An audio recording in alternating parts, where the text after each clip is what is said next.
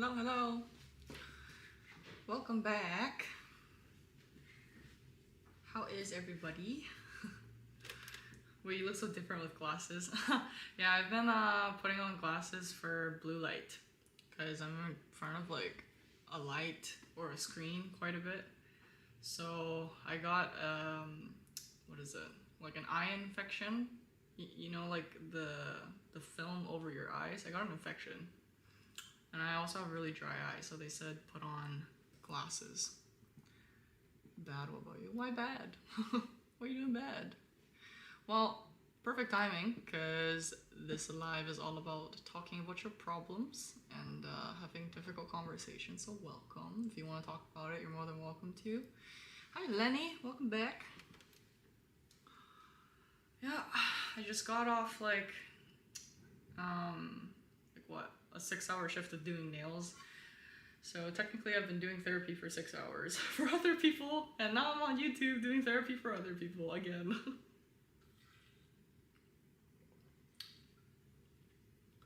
Welcome back. My life is low-key kind of shit. Kind of in the shits, but when your life isn't shit, you can help other people and make their life not shit. So here I am. So yeah, just like in the description, if you have any problems that you want to talk about anonymously or just need to talk to a friend for some advice, and then feel free to like send your stories and we can talk about it, as long as I have consent to share it on YouTube live at the same time. I've been having horrible depression basically, like I have no hobbies or work, I'm basically useless. Well, you want to talk about it? Because like just because you have like no hobbies or work doesn't mean you're basically useless. You just need to get to the root of the problem to figure out why you feel that way or why you have mental blockages that make it hard for you to do those things, you know. But if you keep telling yourself that you're just useless all the time, then that's not going to really fix anything, is it? I don't say that to like be harsh or like come off like condescending, but you know, sometimes when you're dealing with your problems, you gotta be a little bit real with yourself, and you gotta be, not mean, but you have to be honest. Yes, help me. Well, if you're going through a certain situation and you want me to read through it a little bit more in detail so I have more context about who you are as a person, how you got there in the first place, then I would love to help you. So you can send them to me on Discord. We can talk about it. Because you guys can ask me like general questions all day, but if I have no like actual context of how you got there and what kind of person you are in the first place, it makes it really hard for me to kind of, you know, give you like my 2 cents. So just to make sure that whatever advice I'm giving is tailored for you, I do need that context. So I will be keeping a lookout. My Discord is right on the screen here. It's S0HYUNA. Oh, oops. And then there's there is also a underscore at the end. Hold on. Let me fix that for you.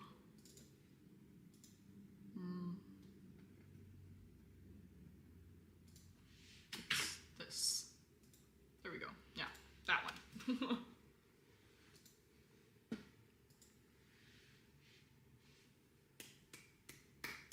Otherwise, how's everybody's day? Is everyone alive and good?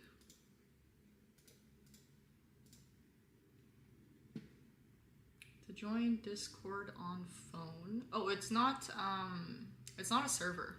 It's just my personal Discord, so you can just message me directly. It's not a server. Or maybe I should make a server for that.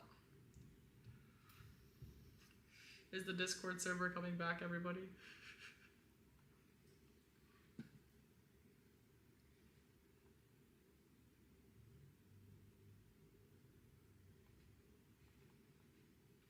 Oh man, that was a long day of work, holy.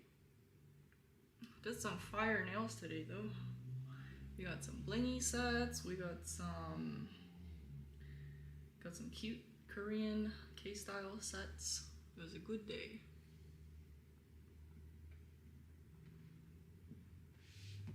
But yeah, I'll be here until 7 p.m. today, so feel free to just message me. I'll be watching.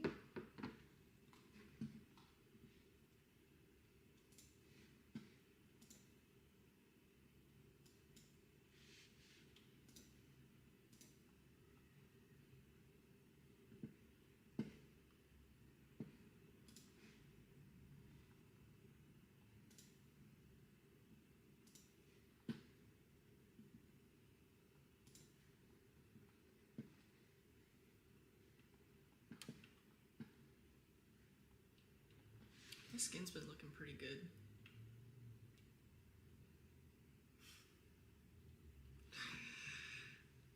I'm stressed, but my skin hasn't been breaking out as much anymore.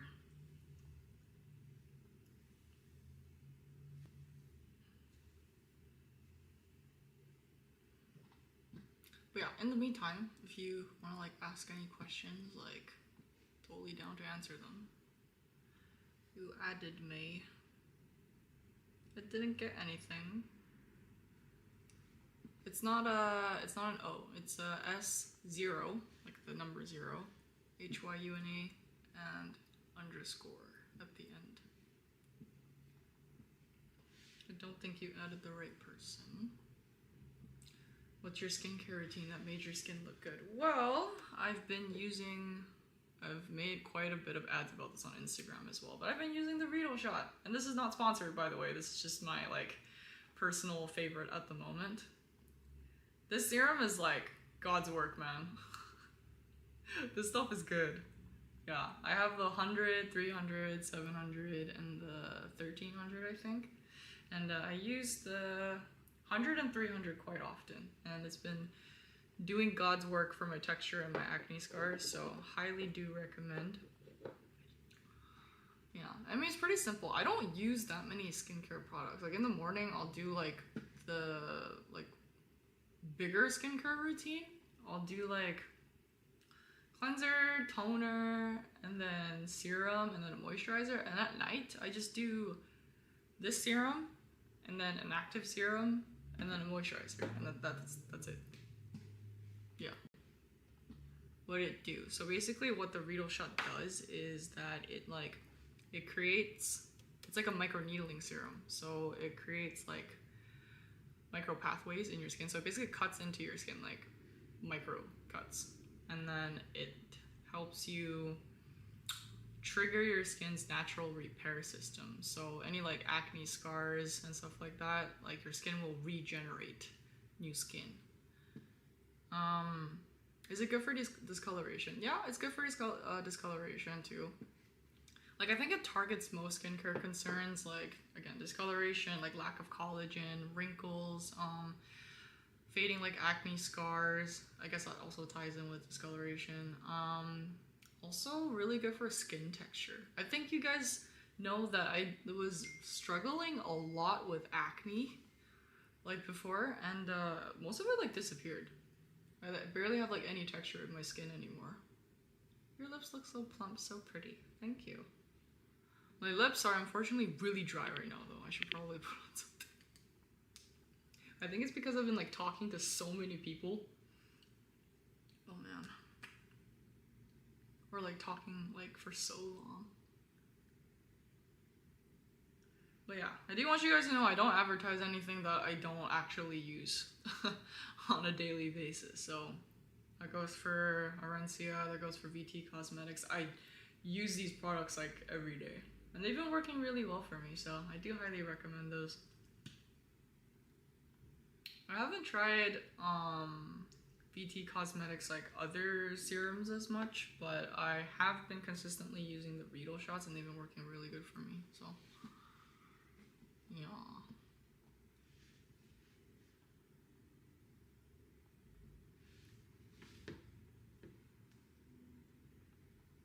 Oh, there we go. I got your friend request. Yeah, send me your story. And if I can help you with it, then we can get on a call and we can talk about it.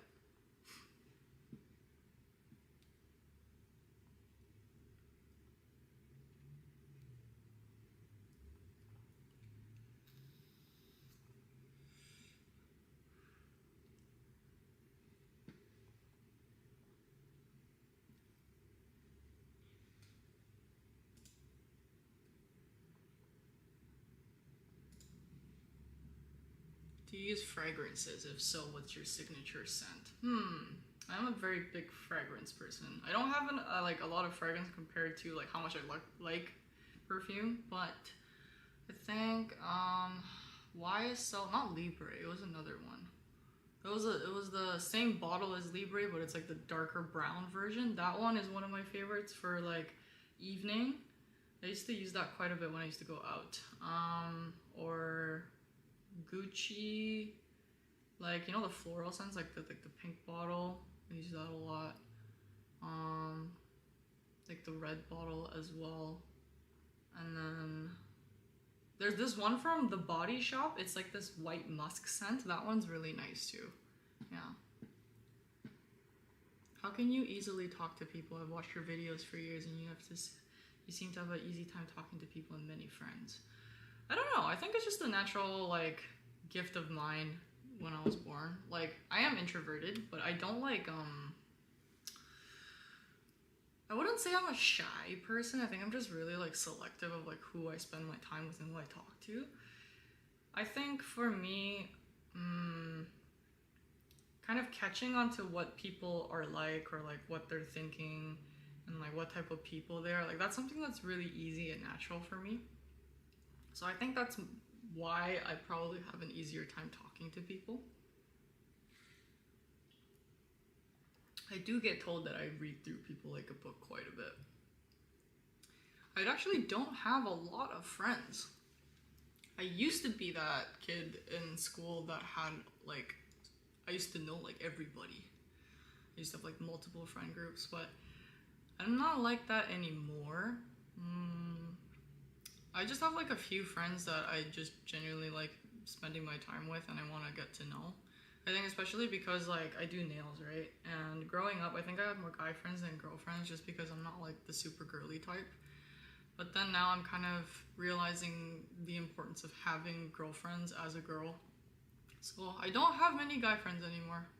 Yeah, even like the guy friends that I still have, like we don't really talk on a regular basis. We just like catch up like every few months and just like go out for some food and then we just update each other on life and make sure we're not dying.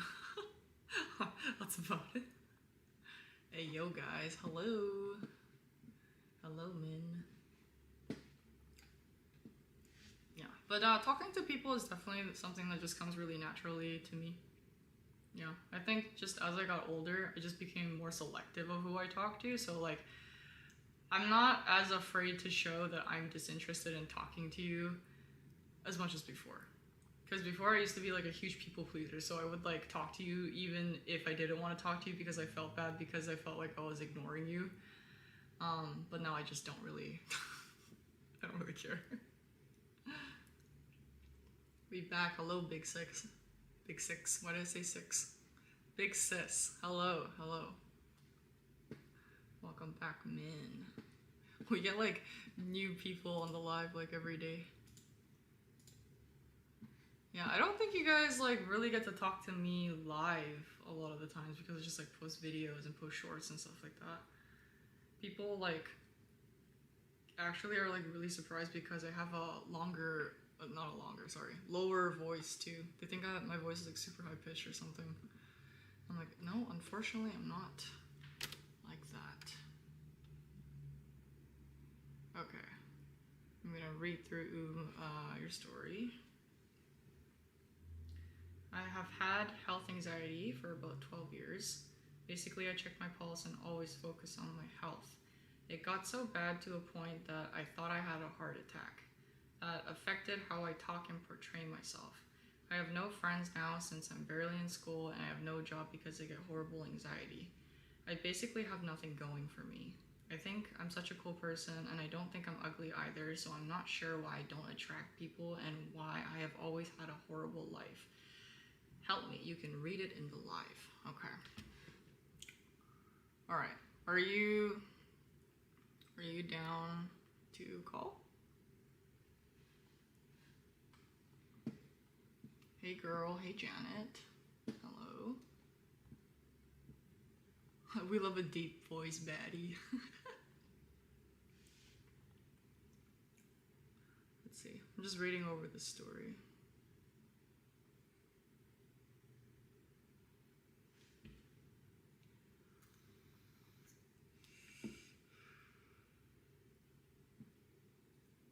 thoughts about discussing personal issues with AI. I talked about this in my last live too, but I think like AI is kind of dumb because the thing is, I think AI is a good place to start off with for like your therapy and if you feel like uncomfortable talking to a human therapist. But I don't think it's a good way to like, because AI tends to be really like generally supportive about your decisions and the things that you say in AI.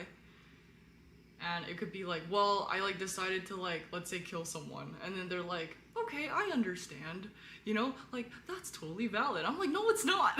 Like AI is kind of ridiculous. I had an ex that was like really addicted to like using AI and stuff. So I get it. I don't think it's like the best way. It's good to like a certain degree, like if you can't talk about it, and it's like a good place to like start off, I would say. What's up, broski? What's up, Jonathan? What's up? Okay. Can I message you? While you answer, I don't want you to reveal my voice or anything. Are you open to me sharing the screen?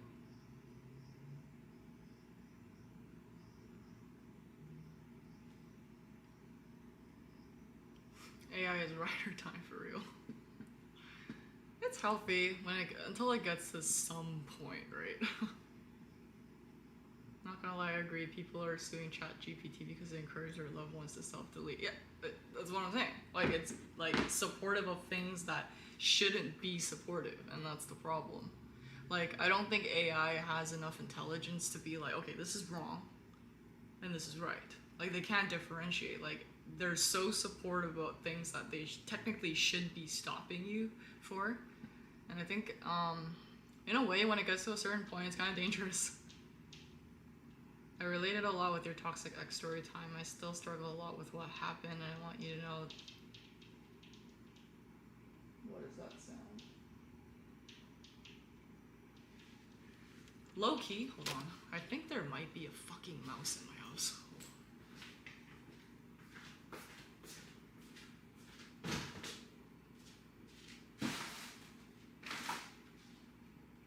I swear to God, man, there is a. I've been hearing, you know when like hamsters or like mouse chew on like hard things, like I've been hearing it. Fuck, man. You need to set up a mouse trap or something. We have a huge mouse problem in Vancouver right now. Sorry.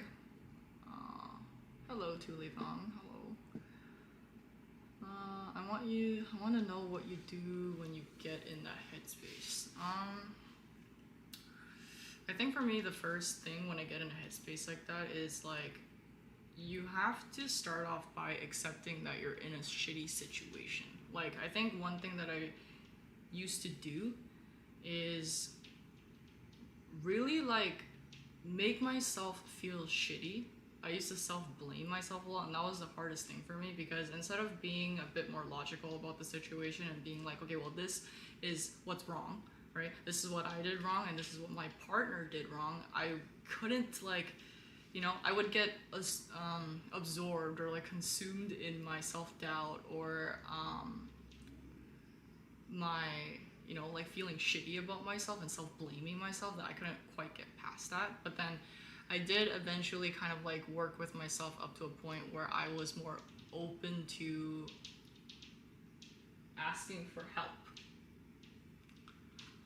Yeah, so that's kind of what I do when I'm in a headspace. Like, instead of staying in that shitty place and being like, okay, like I can't reverse what's happened and like I can't do anything about it. Like, you can always do something about something, right? And if you can accept that maybe that wasn't the best version of yourself, but you are more accepting and willing to move on and make a change, like that is what matters. So you have to accept what has already happened and you have to leave it there, right? And that's one of the hardest parts of it. But that is kind of how I process myself through that headspace. And eventually you will get through it.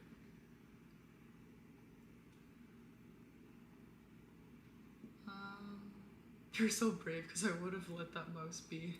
Fuck, man, like, I can still hear it. Nice. I messaged you back. Oh, okay. Sorry, I'm a horrible multitasker. I am, we'll be seeing more music from you. Yeah, I'll like jam like every now and then. Yo, the last time I watched was a few years back. Good to see you. So good to see you, man. Okay, I'm gonna get my Discord on my computer so we can do this at the same time.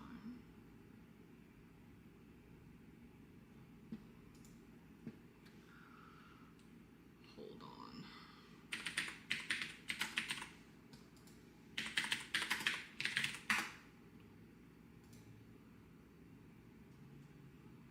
Give me a moment.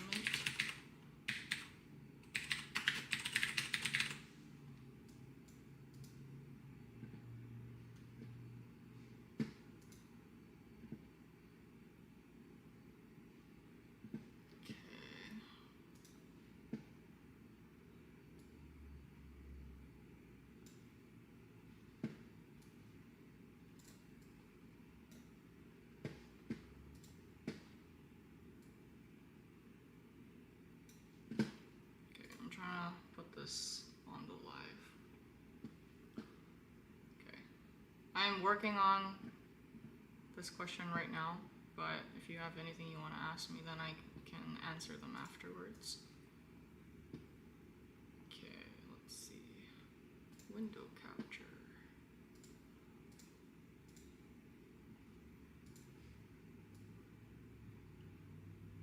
Alright, you guys can see what's going on, right?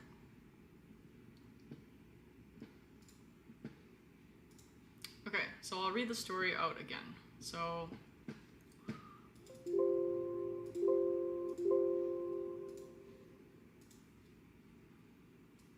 this is the story we're working with right now. I have had health anxiety for about 12 years. Basically, I check my pulse and always focus on my health. It got so bad to a point that I thought I had a heart attack. That affected how I talk and portray myself. I have no friends now since I'm barely in school and I have no job because I get horrible anxiety. I basically have nothing going for me. I think I'm such a cool person and I don't think I'm ugly either, so I'm not sure why I don't attract people and why I have always had such a horrible life. Help me. That's a 0 in your Discord name, right? Yes. That is right. Okay, first thing I'm kind of noticing. The most important question would probably be,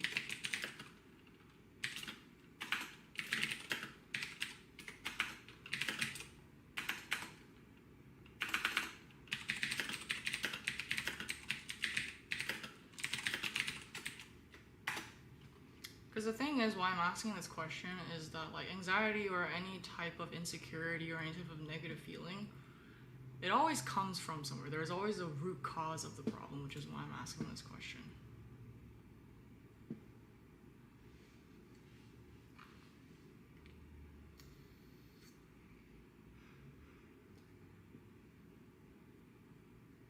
We have about like, I'm gonna give this about like max half an hour, so let's try to talk about what we can.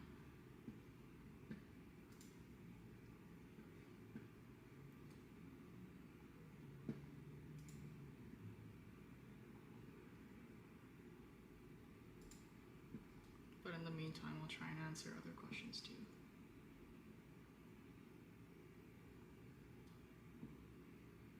It just happened, I'm not sure how it formed, but it mostly, I guess, started because I had such a horrible anxiety attack away from my house, so that kind of started it.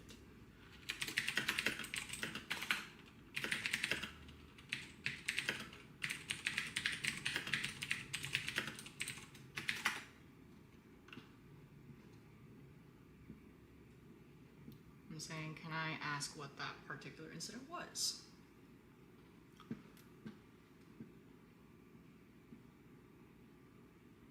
Maybe it's in the walls? The mouse?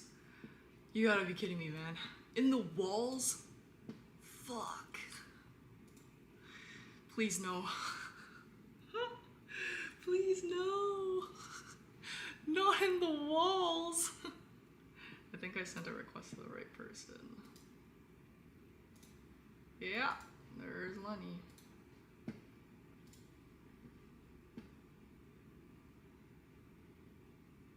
Not sure, to be honest. It was just a normal day in school and I started feeling out of breath.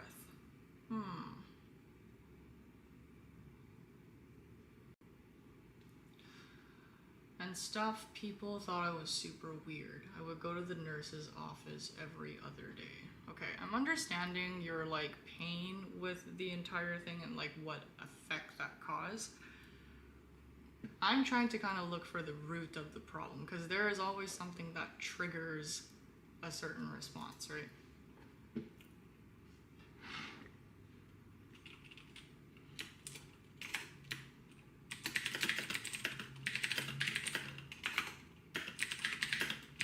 Can I ask what your family dynamic is like and the way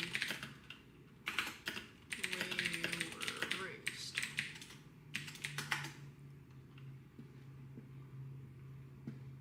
Hello. Hi, Vladimir.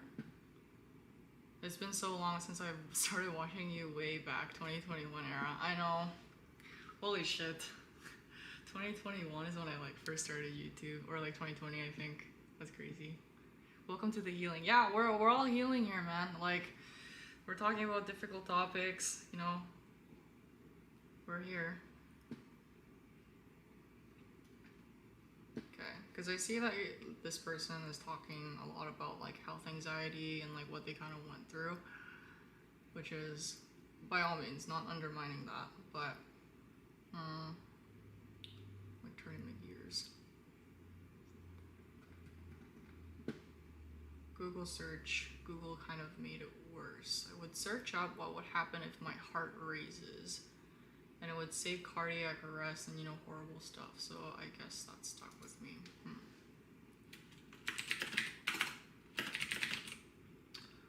Do you think you personally have a big fear of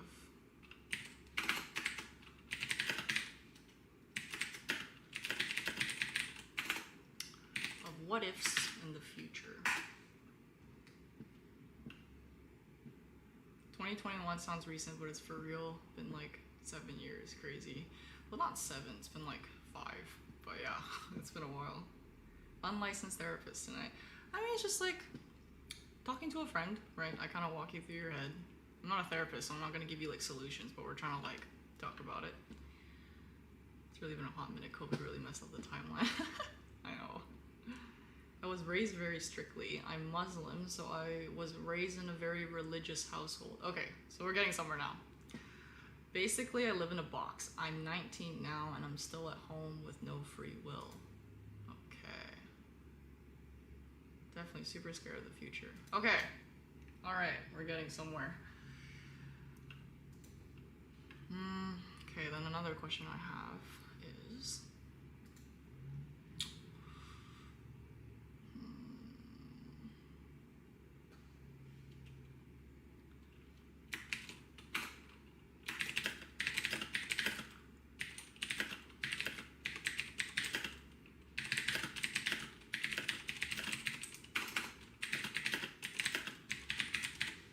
in what way were you raised that made you feel like it was strict?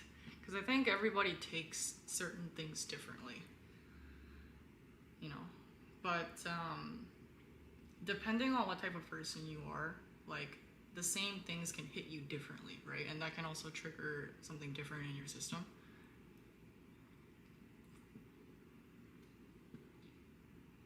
Religion is somewhat of a sensitive topic, yeah, for sure, but it's not like fully based on religion, right?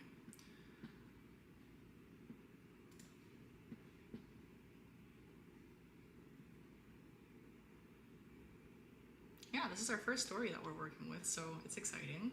I'm always like happy to help, and again, while I'm not in like an actual therapist, like licensed therapist, this is something that I love doing for my friends and people around me, and I have helped quite a lot of people with this, so if I can help, I want to help in any way. Had to be forced to pray. If I didn't, I would get threatened with the fear of hell. I would be forced to wear the hijab. I wasn't allowed to have friends that were boys. Okay, so you're a woman. Okay, cool. That's good to know. I wasn't allowed to wear jeans or certain clothes. Okay.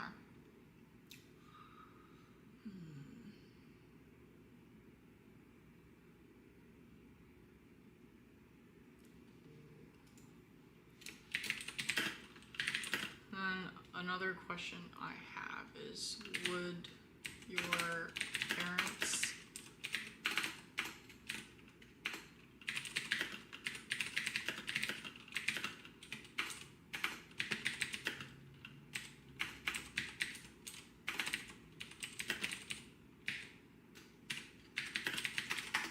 your parents actively punish you if these standards weren't met? Why I'm asking this question is because I'm trying to figure out where, like, under what dynamic was the fear instilled, if that makes sense. Because if, like, her parents are constantly asking her of all these, you know, strict, controlling things, and then, but they never punish her, right? It kind of instills a fear in you where you're like, oh, well, like, I don't know what's ever gonna happen if I don't do these things, right? As opposed to somebody that's actually been punished for the things that they don't do when they're asked to.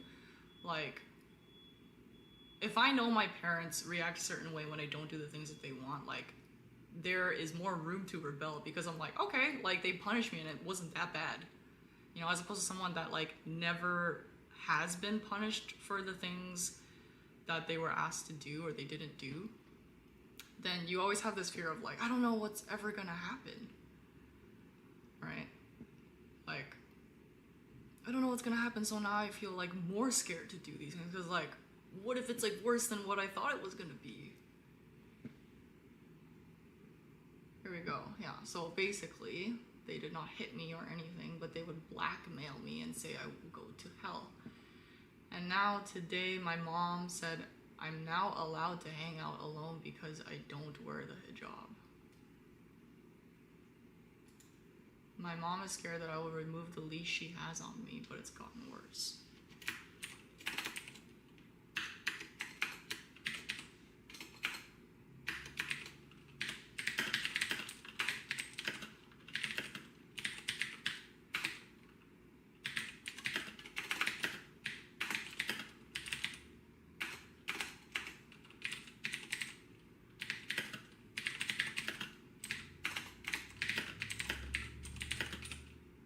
Hello.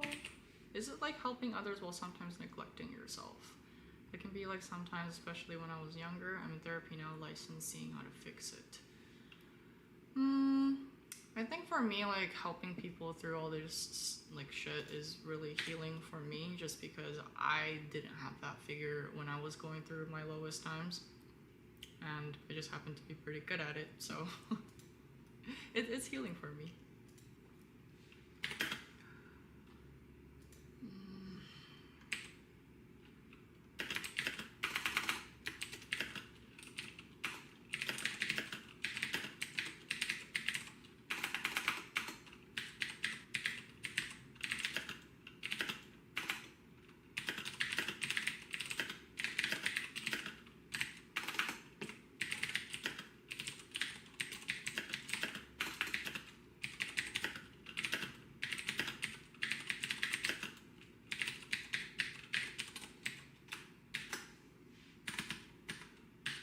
So the question I have is, do you feel the anticipation of not knowing what will happen increases the fear of your potential consequences? Because just like I talked about earlier, like, if you never know what's gonna happen, you can't help to be anxious, right? Because you've never been punished for these things, right? Yo, Chonkachu, what's good, bro? It really does kind of depend on the level of anxiety this person has. Could always be the reverse, where someone has never been punished will keep pushing the limits until they're actually punished. Yeah, it could be the reversal, which is why it's kind of important to, like, really talk to somebody and, like, figure out what type of person they are, because in this case, this person is a little bit more passive. But if you're more of, like, a aggressive, rebellious person like me, I would have never acted this way. I would have actually pushed my limits, just like he's saying right now. And unexpectedly call me when there's someone who wants to understand and help. I feel a calm, homely atmosphere. Aw, thank you. That means a lot. Yo, what's good? Uni on me. Hi. We're doing it. This is a personal friend of mine. I've talked to her about like doing this content a couple of days ago, and she was really happy for me. So great to have you here.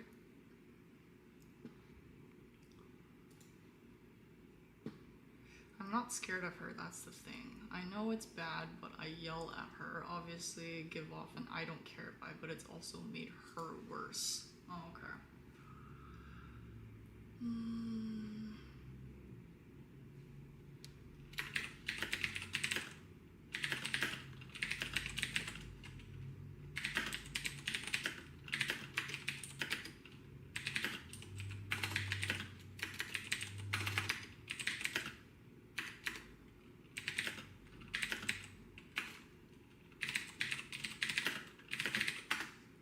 Sounds to me you aren't scared of her, but the idea she is instilling in you. I can't wait to put my psychology degree to the test here listening to all this. Well, you let me know if I'm doing a good job or not.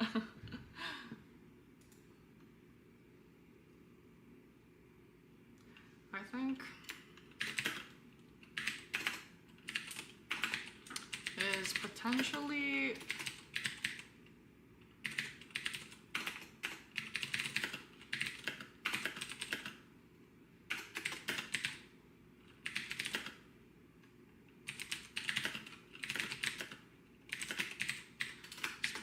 disappointing your mom, another factor in this as well.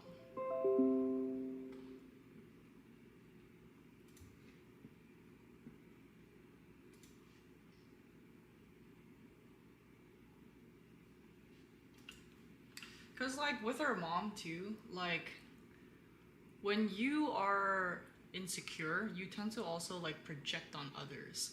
Right, so basically what her mom is doing, for whatever reason I don't know because I don't know her, like she is probably projecting something onto her. You know, like parents who want their kids to like be a doctor or like pursue some type of profession because that's what their parents wanted for themselves but they couldn't achieve, right? That's trying to like fill a void through your children, which is A, not fair, and it's pretty unhealthy. Exactly. I'm more scared that my life is being wasted. I'm chasing an unhealthy idea of trying to get married to just leave my house. I have no job, so I just can't leave home. Okay, I'm like picking up something here. I'm like thinking while I'm talking to her, so give me a moment.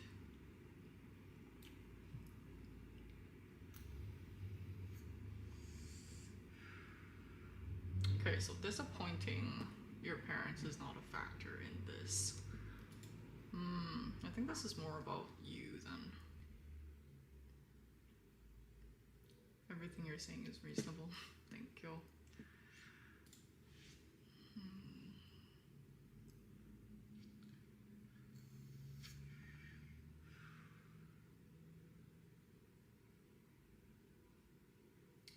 More scared that my life is being wasted.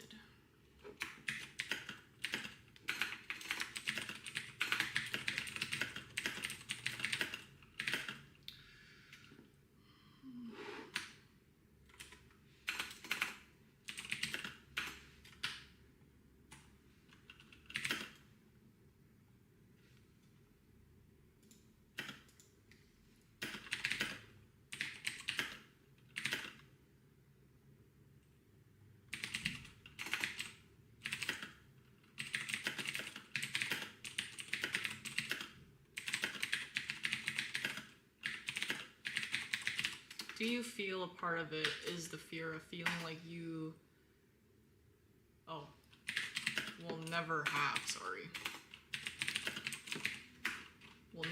free will and authority over yourself?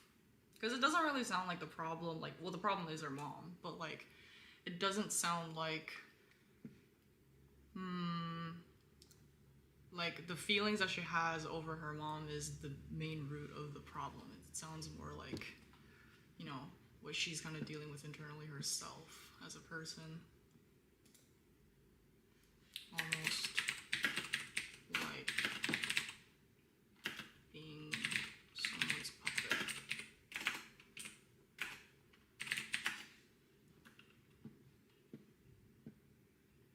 do not have a Discord server. This is just my personal Discord that I'm using to connect with you guys for now, but I will consider opening a server. Yeah, I feel like I wasted my childhood and teenhood. Now I'm almost 20 and I think I'm losing my adulthood too. Okay, so I think a big thing that I'm seeing here in our chat is that she keeps using the word wasted, right? Wasted.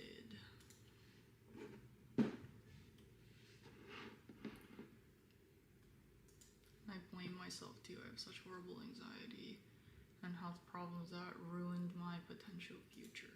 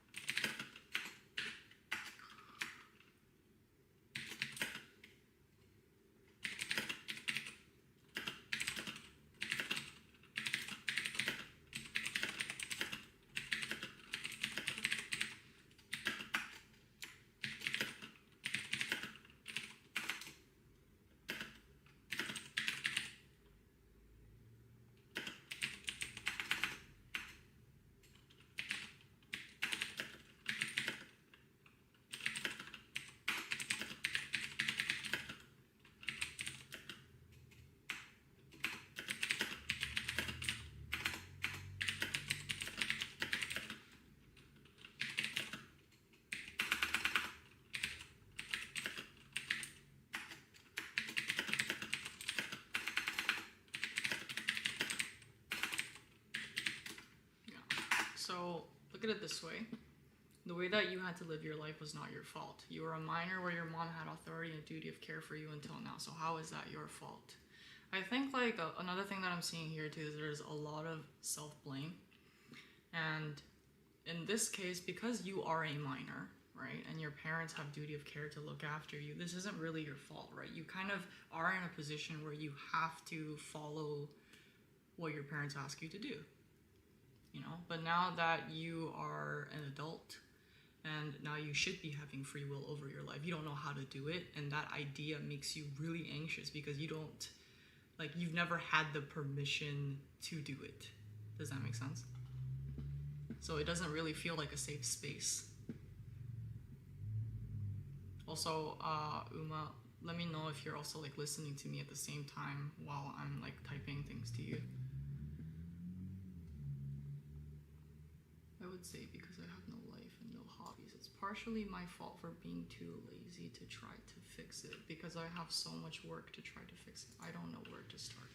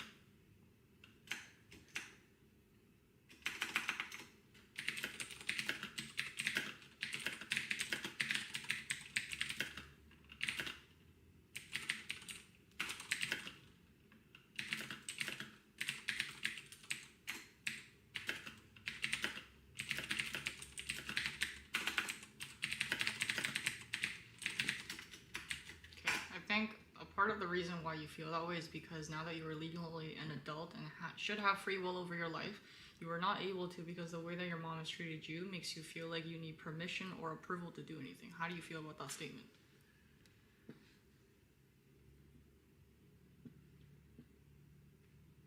19 you still have time. For sure, 19, like, it's a very young age, you still have time, but the main issue is that you don't really feel like that, right?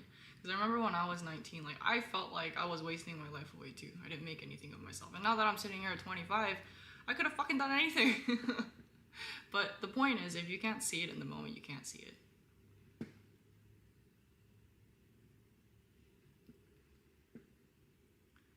Societal pressure makes us feel like our 20s is when we should find ourselves or feel settled. But that's rarely ever the case. No, you're very young in your early 20s. I used to think that I was like a grown-up, man. I used to think that I was like all this, all that. And then now that I think about it, I was just a fucking kid. Like, I still feel like, you know, I'm relatively more mature for my age, but I still feel like a kid sometimes.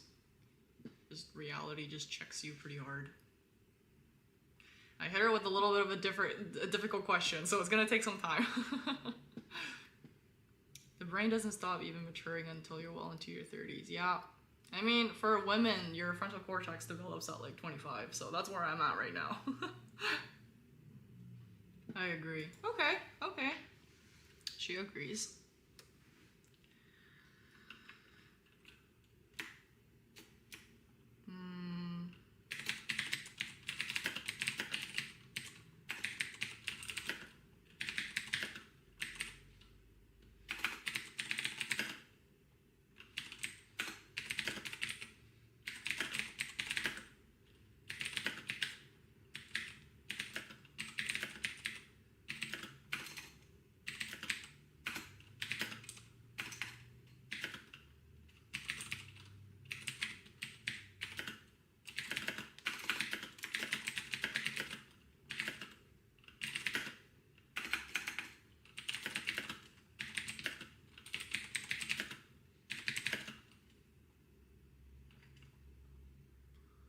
I want you to try and tell yourself that you don't need anybody's permission to do things that you want.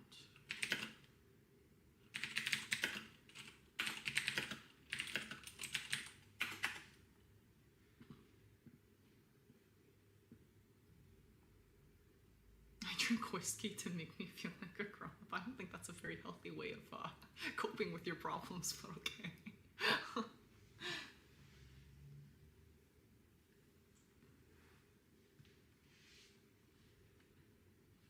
So like I said, there's always like a root cause to the problem, right? Which is why I like kind of ask all these different questions.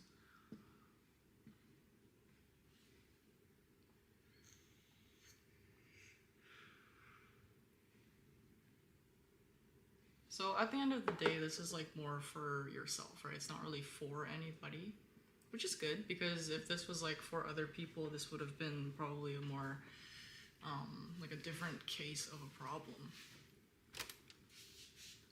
But you just need to kind of do these things for yourself, right?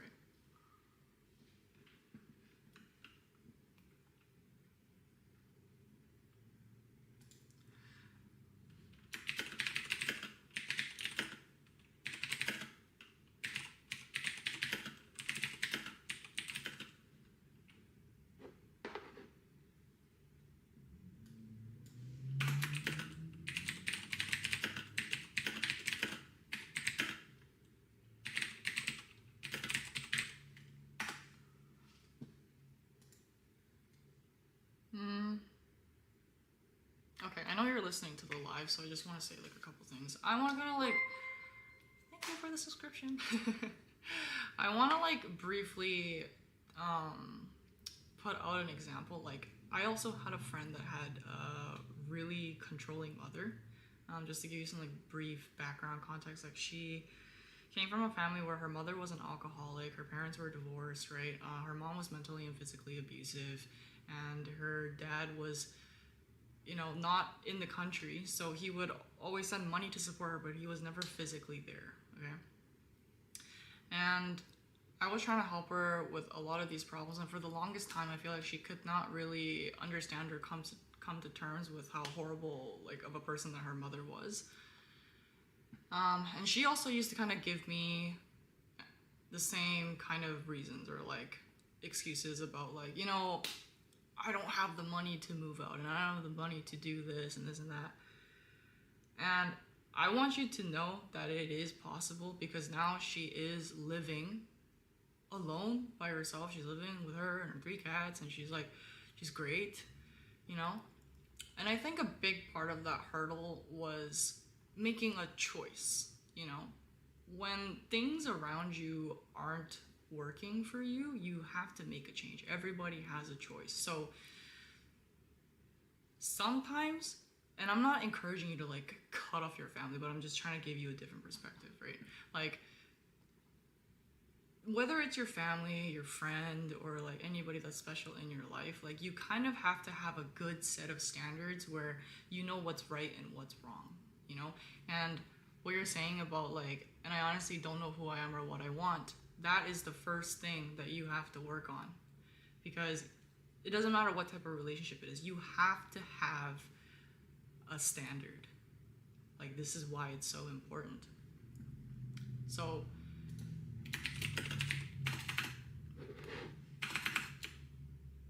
at the end of the day, I can't move out. Being in Desi culture, if I leave, I will be called shameful for the rest of my life. I still love my family. They did so much for me. And that love for your family is beautiful and so valid. But I want you to think about the choices that you can make on your own instead of being consumed by the external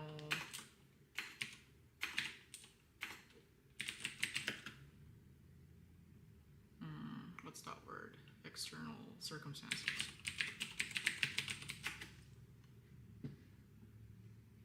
Setting boundaries, for sure. Setting boundaries could also be an example.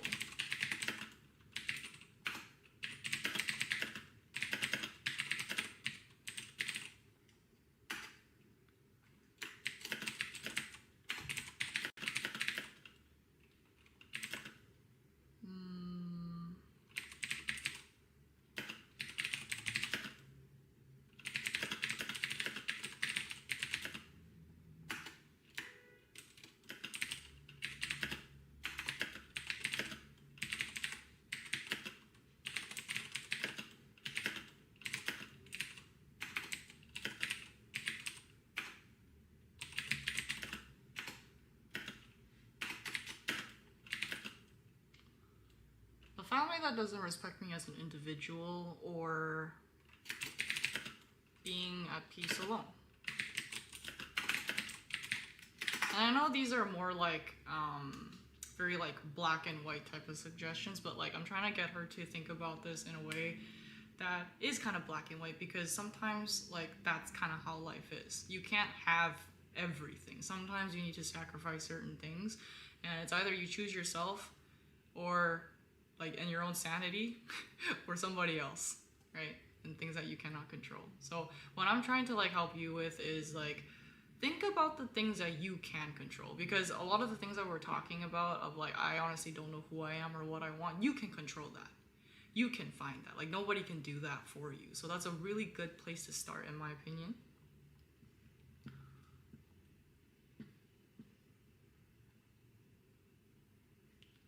One choice should have immortal effects, and the effects aren't good. I would end up being sad in both, which is why I feel like getting married is the only way to escape. You know what I mean? That's the only less shameful way to leave home. If shame wasn't a factor,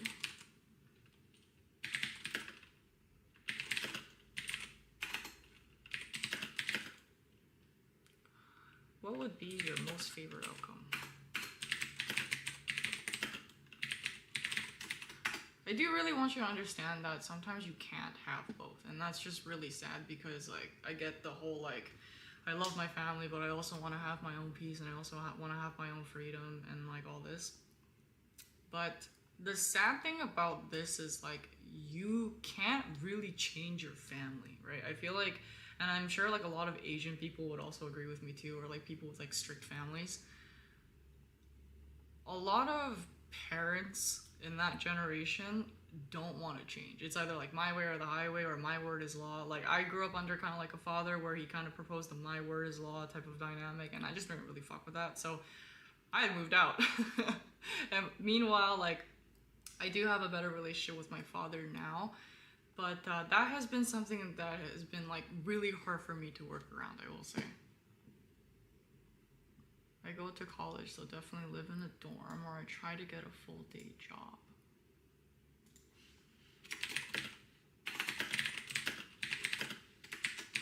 But would that quote unquote fix your relationship with your mom?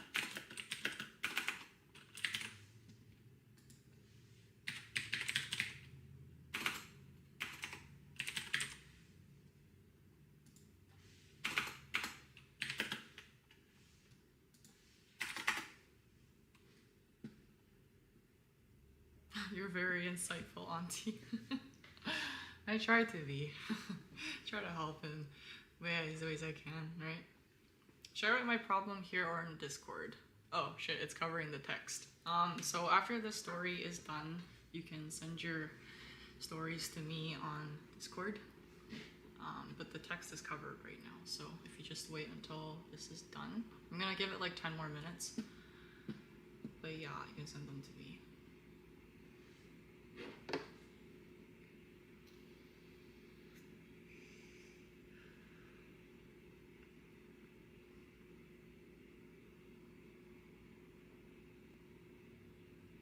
Because at the end of the day, like, you can kind of run away from it, and you can, like, let's say, like, you know, things that she's saying, you can get a job, you can go to college and do all these things, but at the end of the day, like, does that still fix the root cause of the problem? Does that fix your relationship with your mom, right? So what I'm trying to say is, like, if it's not ever gonna fix the relationship with your mom, which seems kind of like the main root cause of the problem, like, why can't you make your own choices?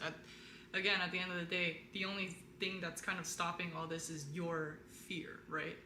And when you have people around you that don't support you or respect your boundaries as a person, it makes it really hard for you to be you know? And that's kind of pretty unhealthy. Nothing would fix my relationship with my mom. She's stubborn and I'm stubborn. One of us would have to die for this to end, and that's what I'm saying. I feel like, yes, I'm telling you this, but I think there's no answer. There's no way to. It's either life or death. Okay, it's not life or death. It's okay, it's not. Trust me. Trust me, it's not life or death.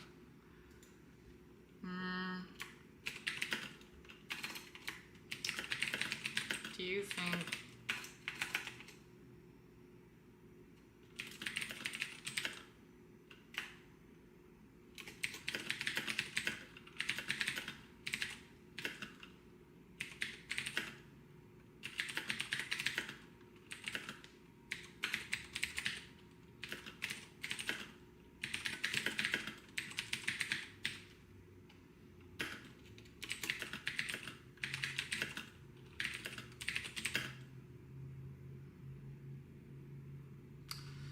at the end of the day, we're not trying to escape, we're trying to accept.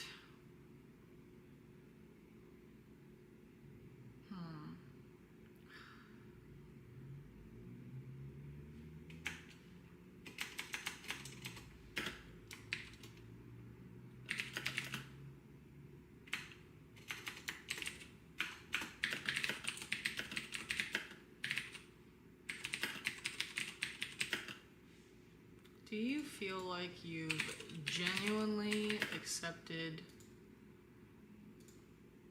the situation that you're in?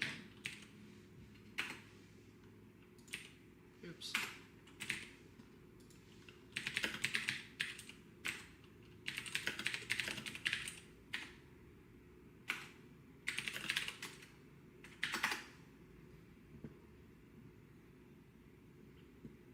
How can I find the Discord for later? Well, I'll type it in here. Hold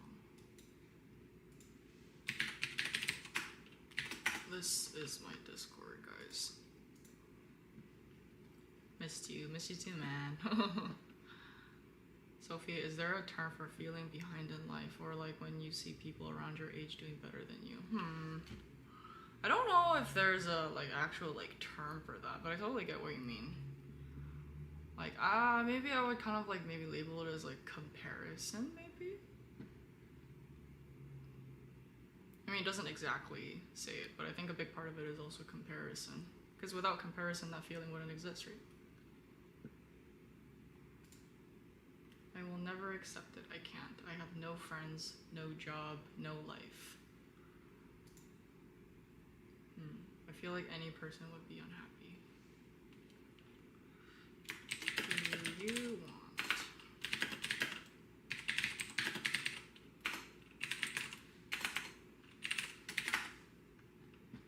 Do you want my honest opinion?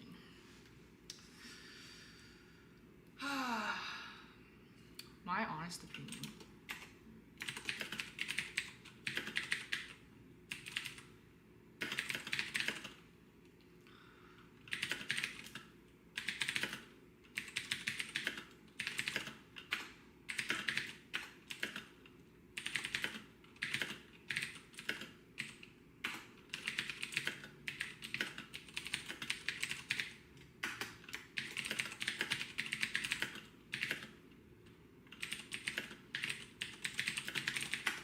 My honest opinion is that if you never accept what's in front of you, nothing will ever change. I feel like that is a fact.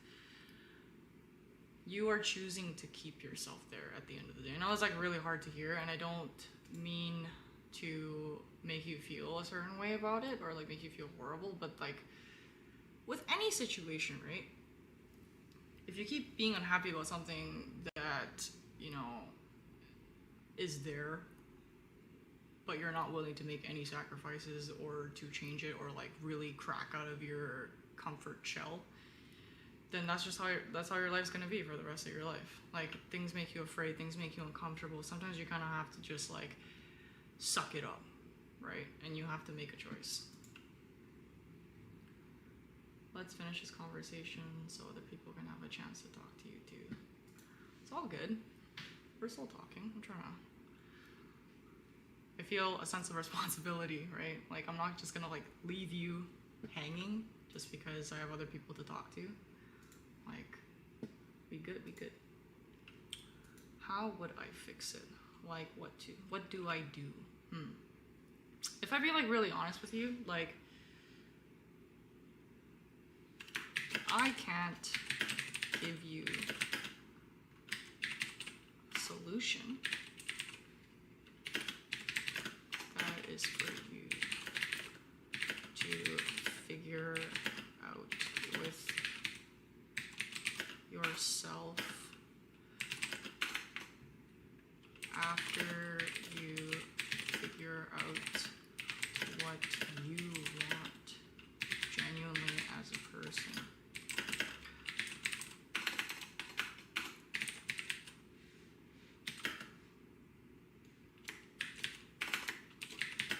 For now, how do you feel about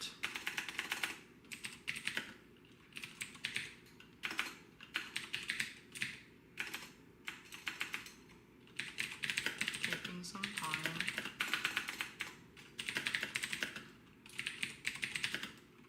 what it is that you genuinely want without thinking about any type of consequence?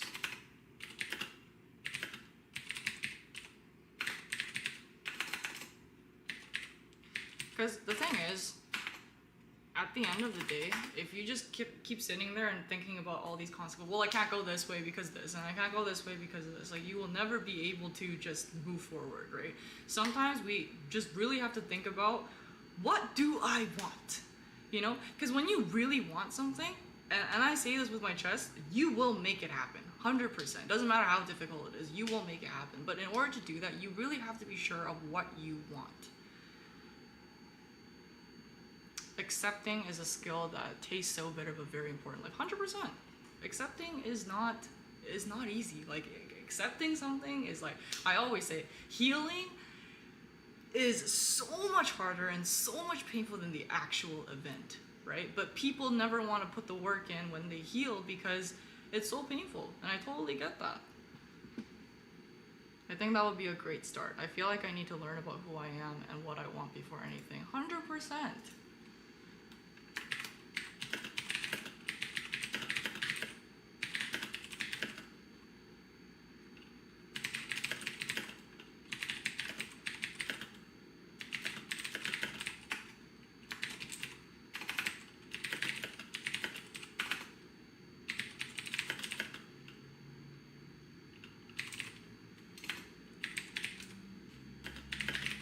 Very proud of you for even making this first step to talk to me. Thank you for letting me listen to you.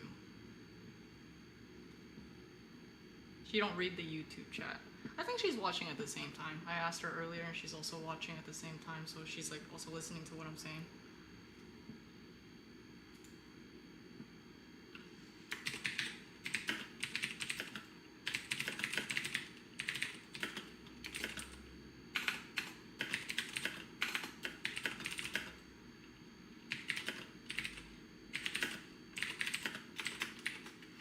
Let's check back in sometime. I want to know how you're doing.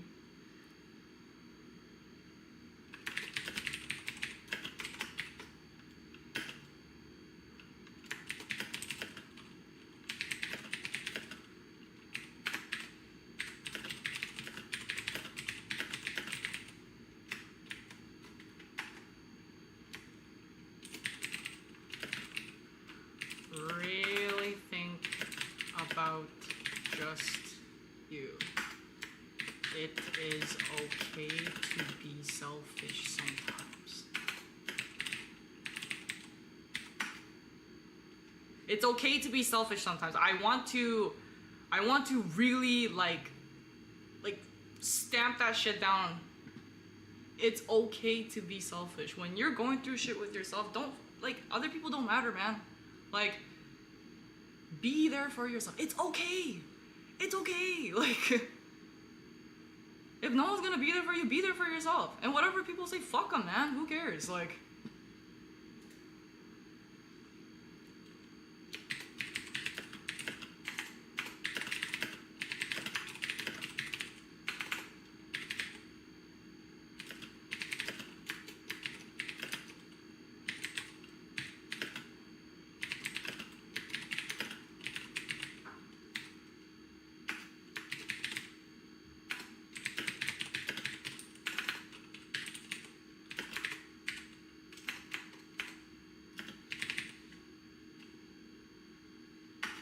yeah, therapy.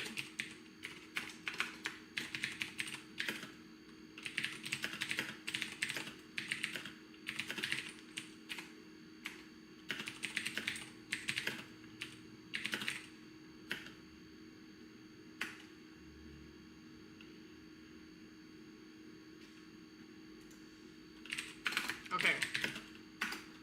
Before we go. Say this with me. It's okay to be selfish.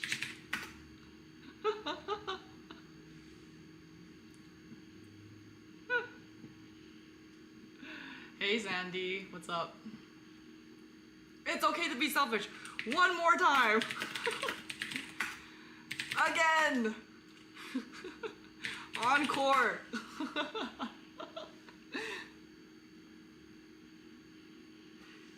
Yes. Good job. I'm proud of you.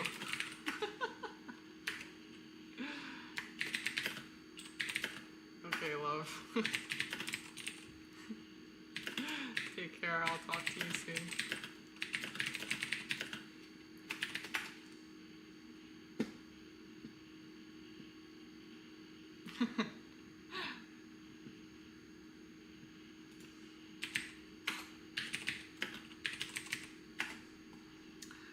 Alright, so that was our first story.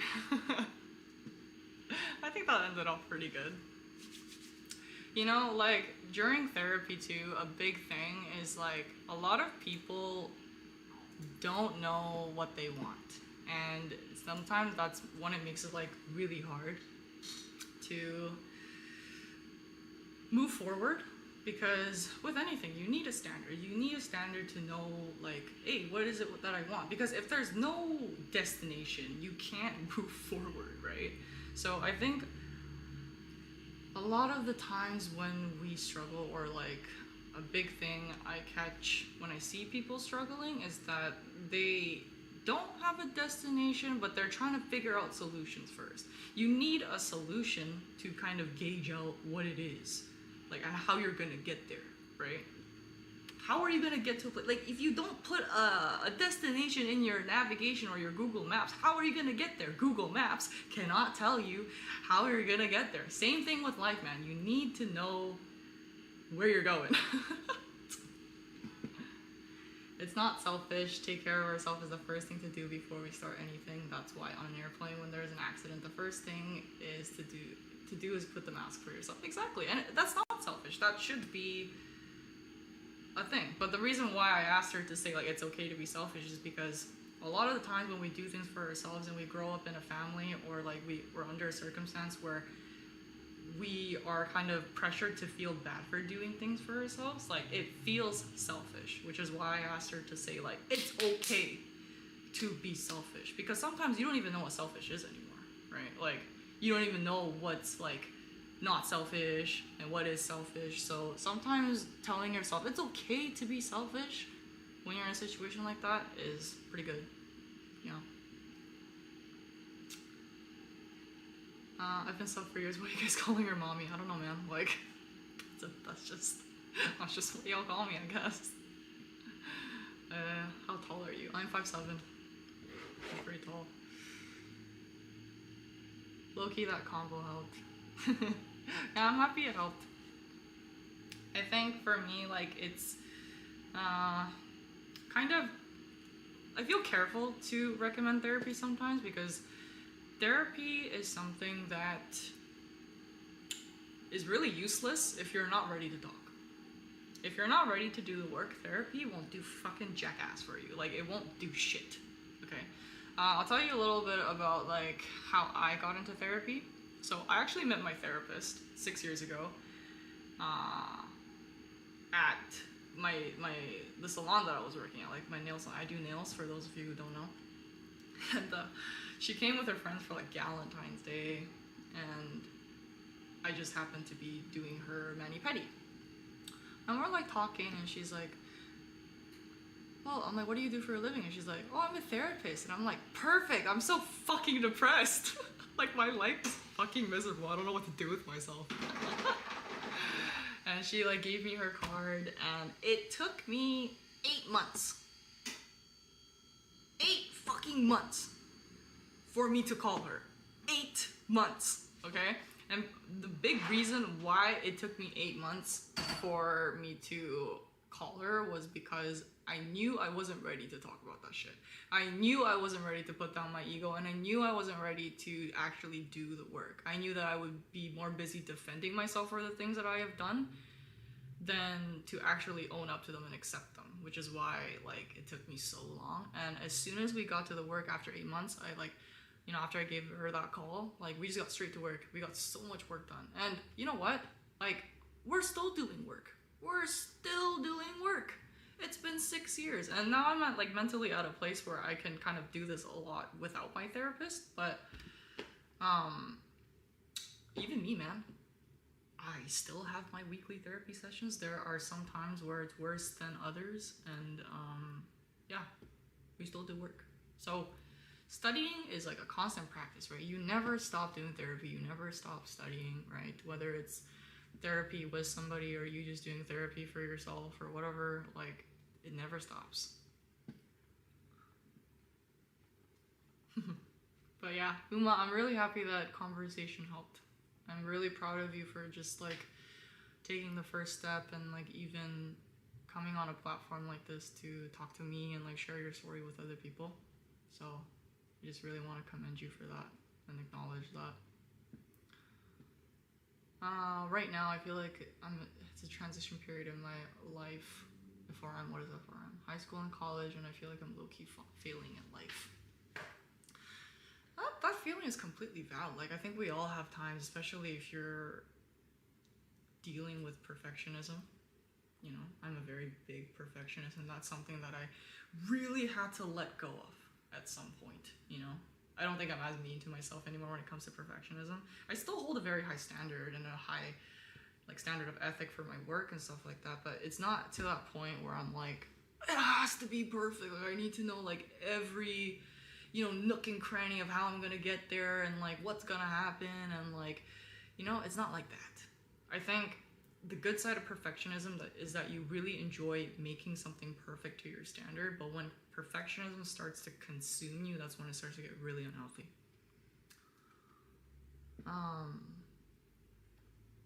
You say destination. How I have been approaching therapy is we tackle issue head on head, and sometimes it works. No exact end goal in mind, as I can't exactly figure out what the end goal is.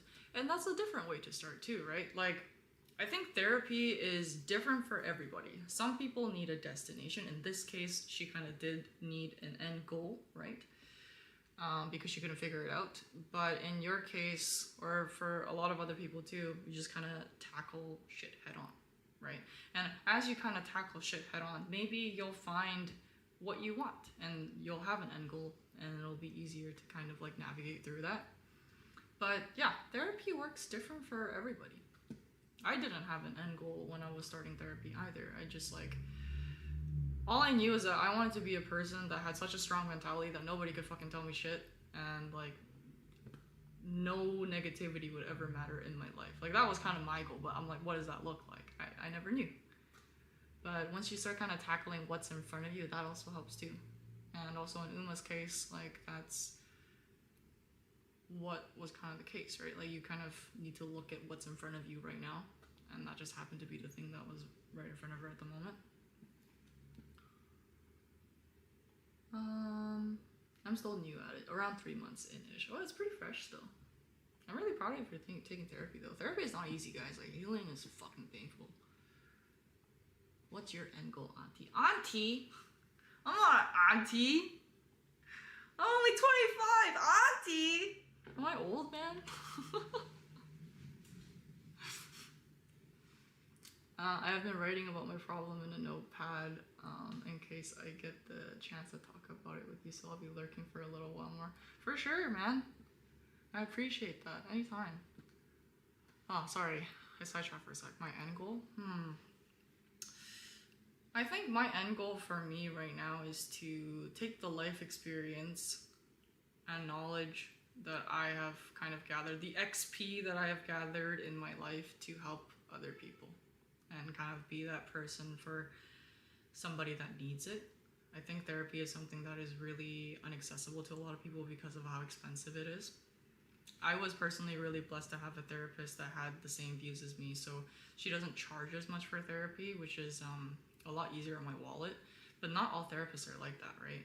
You know, a lot of these people don't have that natural gift to navigate through people's feelings or be empathetic enough to really be a therapist, and they kind of just abuse that for money. And I don't think that's what touching a human heart should be about, is how I view it. So my end goal is to really just help people.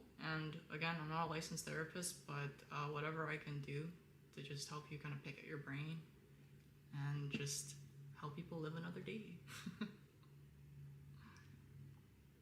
I agree. Again, still pretty new at it, and my therapist is very sweet and helpful, doesn't hold back anything either. That's great. It's another important thing about therapy is that you also need to meet a therapist that you're compatible with. Like,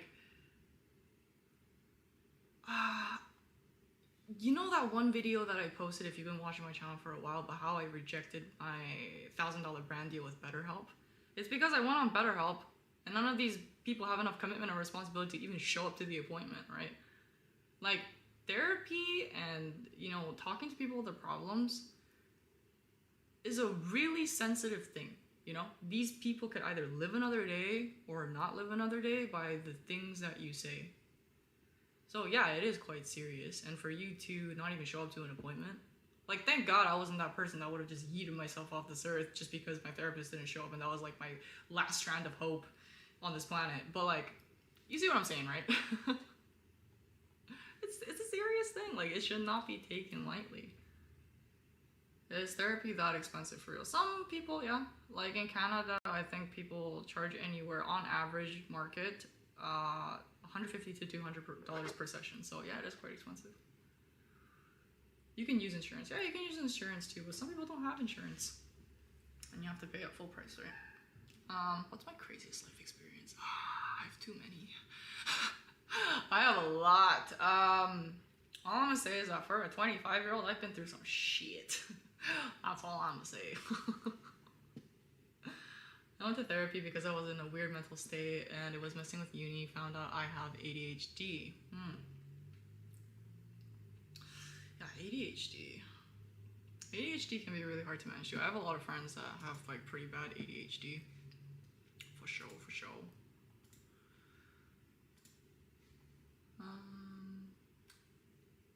In-person sessions. I hate virtual meetings because I feel a strong disconnect with video session. Face-to-face is way more personal in my views.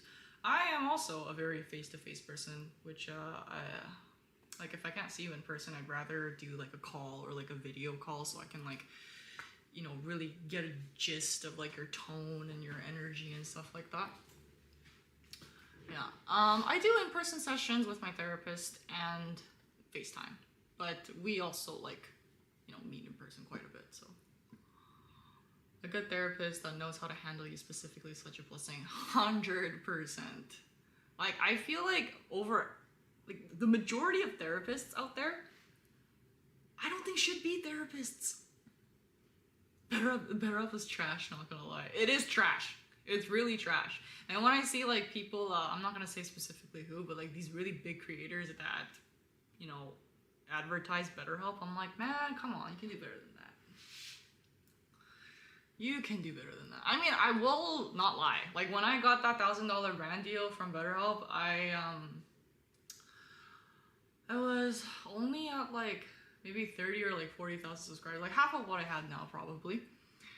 And they paid really well for what it is, but they probably pay me a lot more now, but I don't want to do it because I take that shit seriously, man. My sister, who is a licensed marriage family therapist, says BetterHelp is more or less a scam. To be very careful with sponsored therapy ads. Not to say all are bad, but to be very cautious. I'm gonna be real. The one time I used BetterHelp, the bottle of Jack Daniels next to me seemed more helpful than the BetterHelp. True. I felt that way. They're just so useless, man. Like, I got through one session on BetterHelp with a therapist, and she gave me like worksheets. They were like, in my opinion, like really kiddie worksheets, and I was like, bruh. It's like, why am I doing this shit?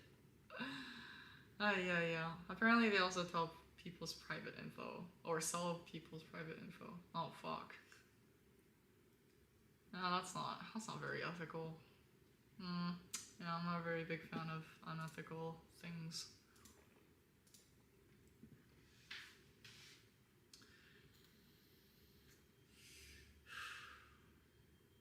Is it strange for me to be diagnosed with OCD right after I moved out my parents' place? No, I don't think it's strange. I think that's totally a possible thing. Because usually when you don't have to go through a traumatic event, but sometimes when you go through a really big life change, sometimes like things inside you or aspects inside yourself that you never noticed before kind of like get like triggered or like quote unquote awoken in a sense, and like you see parts of yourself that you've never seen before. So I don't think that's necessarily very strange. I think it's quite normal. Maybe like you getting diagnosed with OCD specifically might be something that's like a bit more extreme, but no, I don't think it's strange. It's funny because we're actually told in school that as a therapist, if we learn that we aren't well suited for the patient, then we need to either tell them directly or recommend a suitable therapist. But I rarely see that being actually done in real life. I mean, like, that's what I'm saying, right? Like, if you have enough, in Korean it's called yangshin, enough integrity, right, as a person, then yeah, you should be doing that. Because why do doctors go through so much education to treat someone physically, but then when it comes to like mental health, people just get like, you know, some crappy ass degree, and people who aren't qualified are like, you know, dealing with people that are just fucked up, like hurt, like sick people, like mentally, you know. I don't mean sick in a bad way. I mean sick as in like you're like going through something, like you're just in a really shitty place. That's dangerous. It's very normal to find out your own mental situation after you leave the nest. I think that's when you go through the most changes, actually. Yeah, I went through a lot of changes too. Like, I think after I moved out, like, I realized that I was actually not a big extrovert, but a raging introvert all along, because I finally realized that I couldn't stand being alone. I was so afraid of being alone that I thought I was an extrovert because I used to hang out with so many people a day. And then the moment I got my own space, I was like, the loneliness was still there, but I was like, you know what? I just don't know how to be alone. So yeah, you just kind of realize that one day it's gonna hit you like a brick. For me, I once saw a therapy service being advertised like skincare ads. I was like, nope. Yeah, no. Not the vape. Oh yeah, I vape. I mean, if the vape bothers you, my bad. But unfortunately, too addicted to nicotine. It's a safe space. Feel free to vape behind your own screen with me. Ambivert. No, I don't think I'm an ambivert. I think I'm actually quite extroverted, private, and reserved. Which throws a lot of people off, actually, because I'm not shy. Like, I can talk to new people and it doesn't make me uncomfortable. I just don't really like doing it.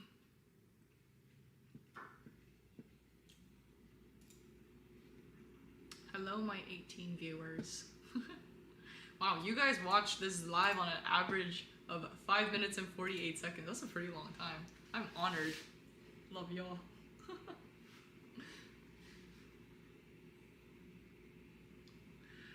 But yeah, if you guys, this is my friendly reminder, if you guys haven't subscribed to the channel, I would really appreciate it if you did. Turn those post notifications on. Help a girl out.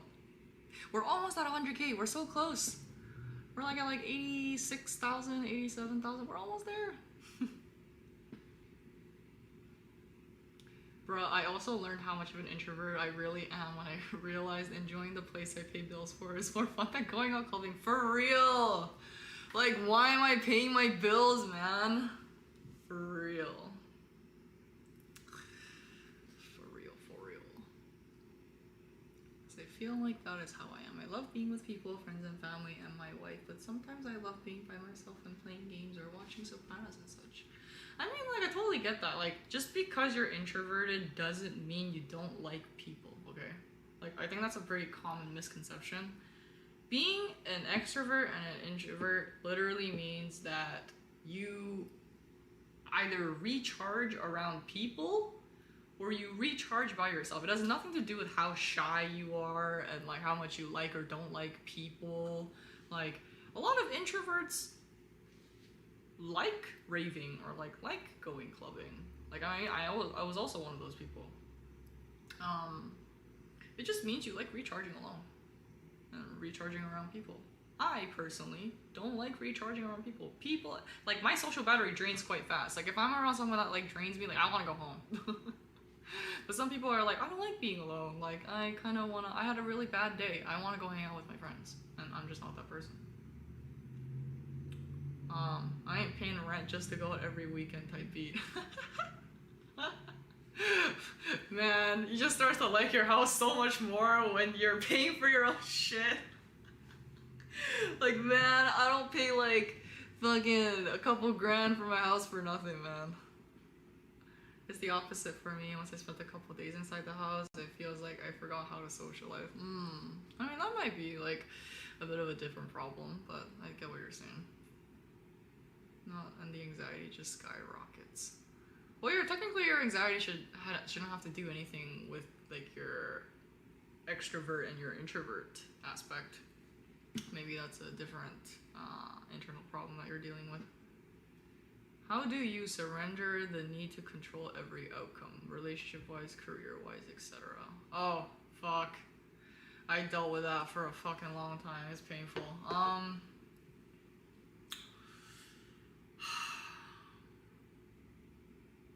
This is more of a spiritual aspect of advice, but personally for me, because I've struggled with that for so long,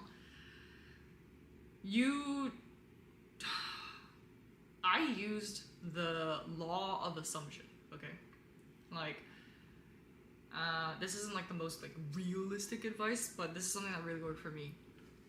I started to assume that I already had the things that I already had. And like, that just gave me a lot of peace. And another thing is like, you don't need to know how you're gonna get there. You just need to know that you already are there. And I think that idea, at first, when I consciously tried to get myself to think that, it didn't work. But the more I started telling myself that consciously, repetitively, over and over and over again, at some point, my system started to believe the things that I was telling myself. You already have it. But theoretically, if you already have the things that you want, why would you be anxious about it? And in return, you just kind of let shit go. Why? Because you don't need to hold on to something that you already have. So that's just kind of how I almost like, brainwash myself into letting go of a lot of things. But at first you make conscious changes, and then those conscious changes start to become subconscious, and that's kind of what you need to work on. So that's something that personally worked for me, but on a realistic note, at the end of the day, you just have to let it go. Like, you have to let go of the expectations. Thank you, Albino Randy 935. Thank you. Thank you. Welcome. Yeah. You just have to let it go. It's just simple as that. And it's not actually that simple in retrospect, but like, you just have to fucking let it go. Once you start accepting that, you don't need to know how you're gonna get there, but you will get there. It just starts to not matter anymore.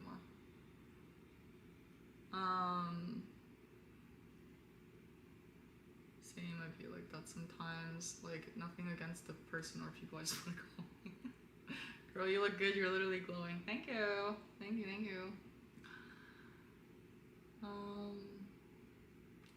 Thought of you the other day and checked your YouTube page, but there wasn't any new videos up. Yeah, we're doing something new now. We're gonna be more on live, and this is the new content that I personally want to work on, so I appreciate you guys for supporting the change.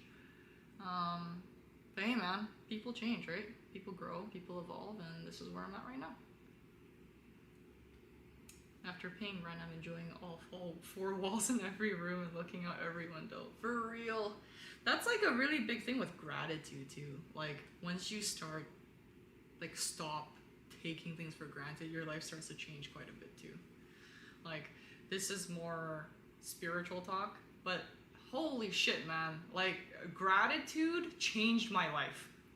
Like, I didn't realize how many things that I was genuinely taking for granted. And it's like the little things like, I read in this book, I talked about this book yesterday in my live. Really easy to read, by the way. The book was like, wake up, think about 10 things that you're grateful for every day. And if you're sitting there thinking, 10 things? That's a lot of things to be grateful for. You're taking a lot of things for granted.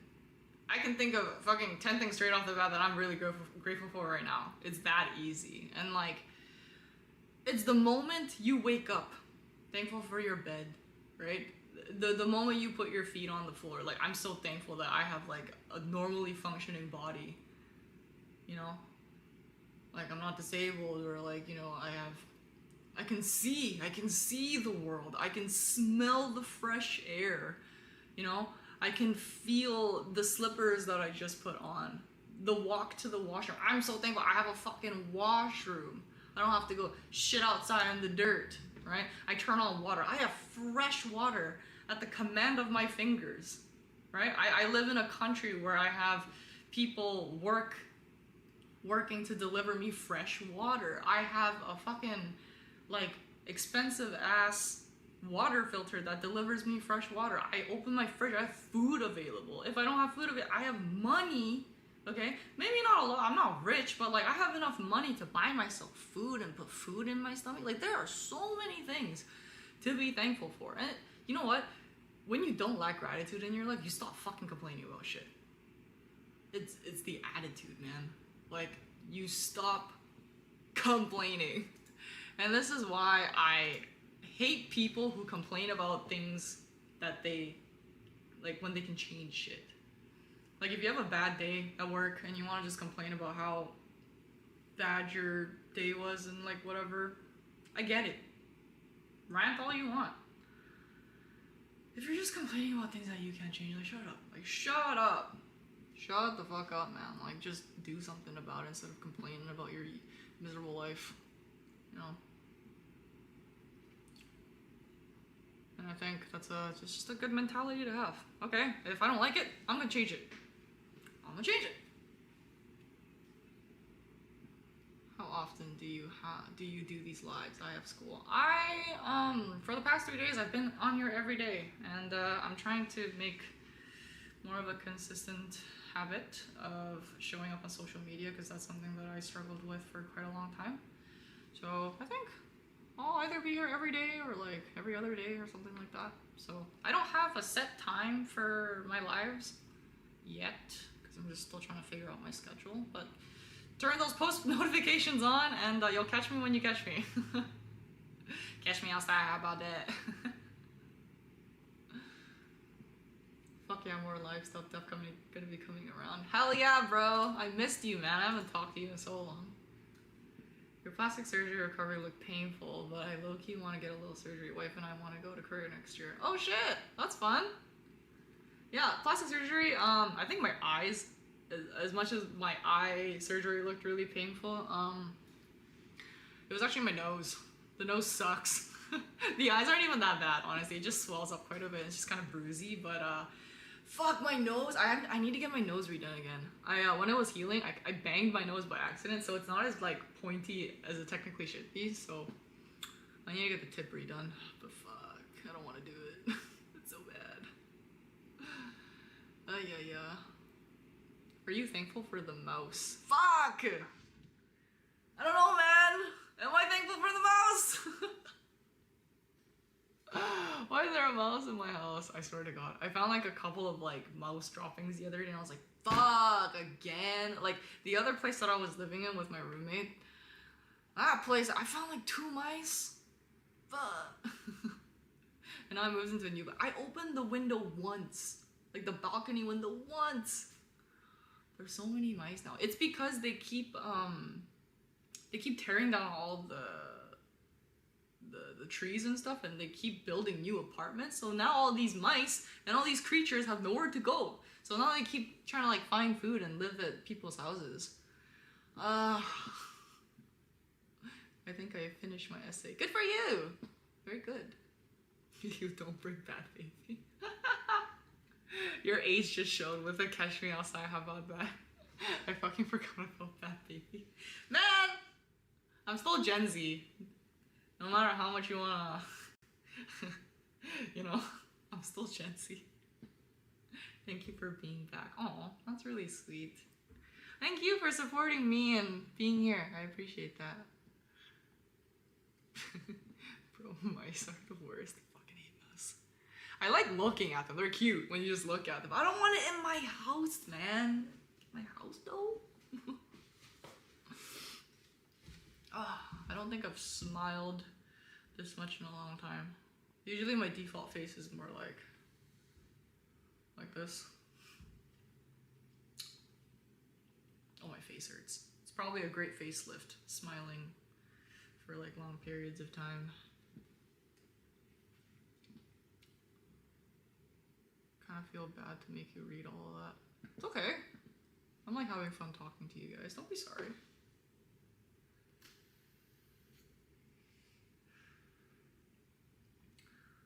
Wonder if I'm the only millennial here in 1996. It's only a 4-year difference, man. It's not even that bad. Man, 29. You're almost 30. 30.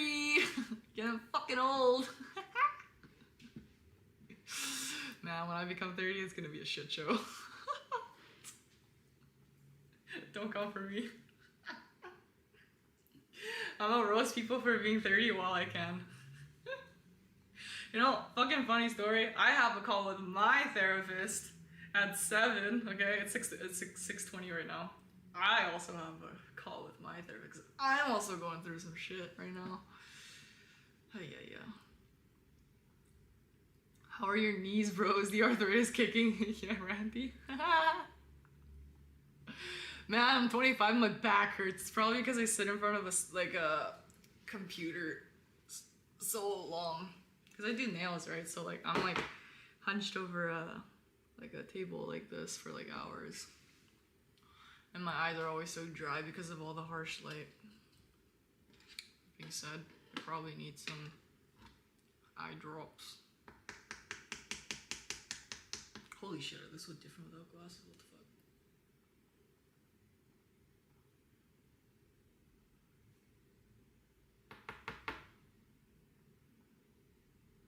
Hello? Why is this empty? Hello? Hold on.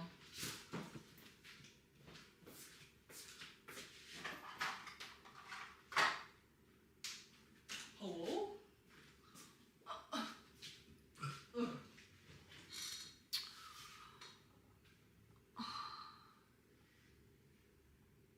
Do you have a job? Yeah, I have a job. Is content creation not a job?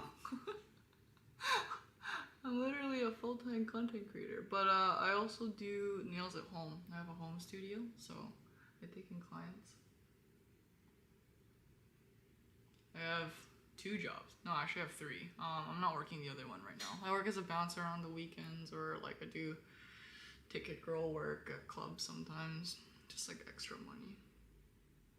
It's more of like a fun job for me though. It's a cash job. Fuck, I can't see. I'm trying to read the chat. Can't see. Oh damn, didn't expect you to be close in age to me. Yeah, man. I know I look really young without makeup. Like, I look like a kid. Booze hits me harder now. Like, 3 beers is enough and the hangovers fucking suck. Every 72 hours you lose the day, as a wise man once said. Yeah, I'm not a big drinker either, but like my tolerance isn't horrible. I think I can take like 2 bottles of soju on a good day. But when I'm drinking at home alone, like 1 beer is enough for me to just peace. In 2002, the times I feel old is when 15-year-olds tell me they're born in 2011. Holy fuck, man. Some of my clients are like 16, they're so young. Like, I'm like, what year are you born? And they're like, 2010. And I'm like, what the fuck? Like, when I was in school, people were like, the people born in like 1990 something, they were like, oh my god, people born in 2000 exist. And now I'm sitting here looking at all these like 2008s, 2010s, and I'm like, bruh. I have a call with my therapist too. His name is Jack Daniels, and he has an assistant called Coca-Cola. Bitch, look at your phone. Huh? What about my phone? What? What about my phone? Oh, fuck. That's my therapist. Hello, that's my therapist. Sorry, I'm streaming. I didn't see your message. Okay, I'll be there in 15. Sorry, bro. I didn't see. Oh my god. I don't know. There's like a lot of young people who watch my content. I think my age range is anywhere between, or my most dominant demographics for age is 18 to 34. But I think there's a lot of younger people that also watch too. I think I don't do much content now. I don't do like, I haven't been doing personal content for like a couple years, but I still have been kind of like posting short form content on like Instagram and TikTok here and there, and I've been doing some like brand deals and stuff. The only thing that manages to get me drunk is tequila. Oh, man, tequila sucks. I don't like tequila. I will be there at...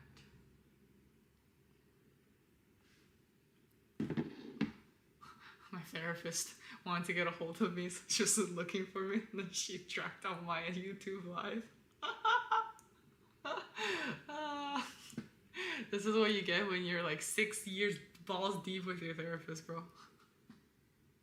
Everyone say hi to my therapist. Are you still watching, bro? Say hi to my therapist. Yeah, I think like in the future I will be making a video with my therapist and kind of sharing my personal thing on that. And I think for those of you who watch the live, I will be clipping today's live and making it into a video, so that's fun.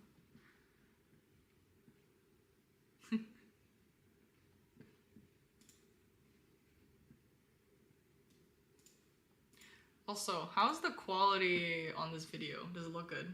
Like, or does it look like slightly blurry? I don't know how it looks.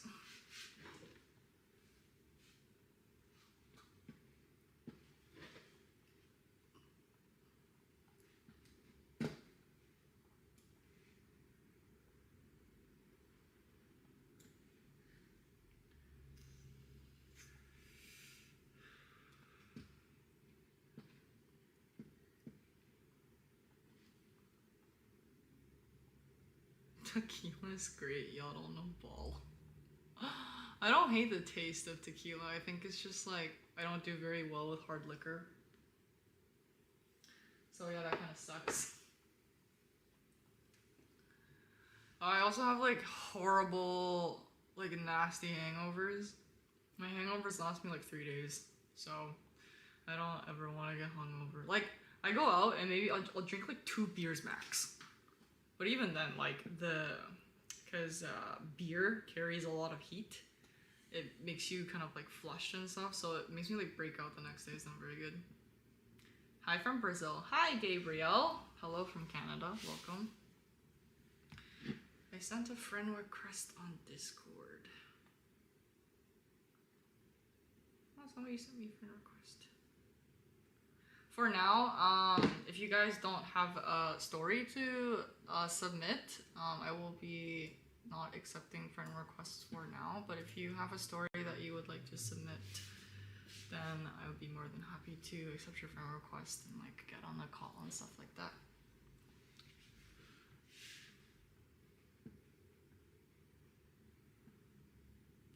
Three days I thought my hangovers were bad. Yeah, it's bad. I get like rashes on my stomach and my skin starts breaking out. It's just horrible. The quality is great. What camera do you use? I use a Sony ZV-1M, I think. ZV-1M2. So yeah. Sony ZV-1 Mark. Sony ZV-1 Mark II. Yeah, that's the camera I use. I'm from vodka to tequila. Vodka's ass! Fucking hate vodka, man. Also, Lenny, have you been watching this entire time but just not have said anything? Holy shit. You like disappeared for a bit. I will move to Calgary in June. Ooh, fun. Calgary's like butt fuck nowhere. I've been to Calgary like once. Last time I was given a shot of tequila, I went to my car as fast as I could. I went home, and once I got out of the car, I was feeling so dizzy like a beat the hangover. What the fuck?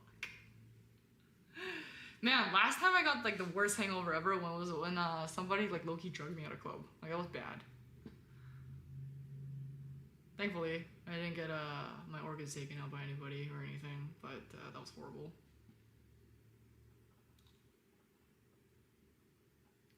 I have never gotten hungover, unfortunately. Thank God. You don't want to get hungover. Like, I have these like random like jelly sticks from Korea. It's like those hangover jelly sticks. They taste so good. They're like glutathione sticks. It just helps with your hangovers and stuff. I bought like a whole box of them at the airport when I came back because I was like, that was when I was still drinking quite a bit with my friends. So it was definitely a purchase that was worth. Yeah, I've been here the whole time. I've been working on something. Damn. Lenny is my girl, man. She always pulls through. I think Lenny and like my boy Chonkachu are like some of the people that have stuck around my platform for quite a long time. Just want you to know, I really appreciate y'all.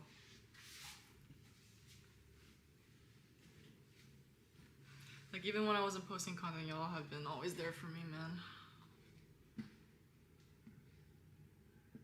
I have a quite long story to submit. Okay.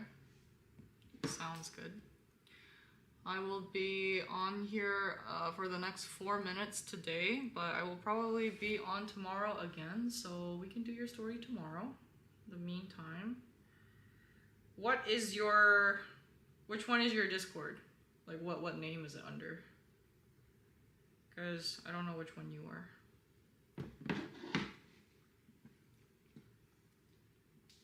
I surprisingly don't really get hangovers because I sober up fast. I am so jealous, bro.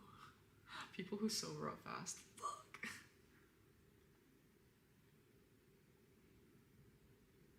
You're stuck with me, girly. And I got no problem with that. Got no problem at all. And then Spark. Got you, man. MN Spark. I did not get an MN Spark. My Discord it's not an O, it's a 0. I'll type it in here again. It's this. That's my Discord. Also, I submitted a story. I forgot to say something. Oh, okay. Yeah, I saw you sent me something earlier. Hold on.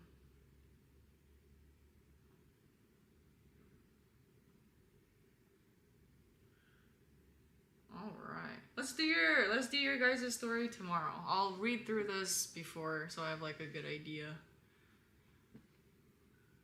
Gonna head out. Wife just got home from work and gonna cuddle. Oh, that's so sweet. Enjoyed the stream and thanks for reading my stories. Good night, Sophie. No problem. Thanks for visiting. See you soon. Have a great time with your wife. That's so sweet of you. Shit, Lenny just sent me this like long ass story and reading it. Okay. Alright, okay. I'm gonna read this after the stream's over. I'm gonna think of some questions and we can talk about it next time you're here. Got you.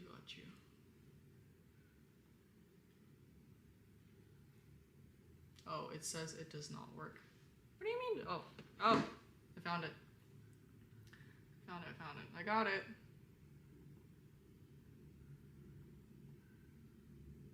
Okay, I accepted your friend request. Feel free to send me your story there and then I'll read it off screen when I get a chance.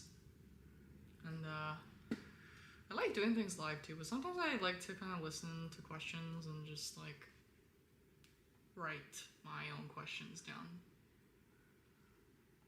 And also, I can do stories over text, but I do prefer kind of like talking to you like over a call. So if that's something that you're comfortable with, even better. But I am still open to like texting and stuff like that over Discord.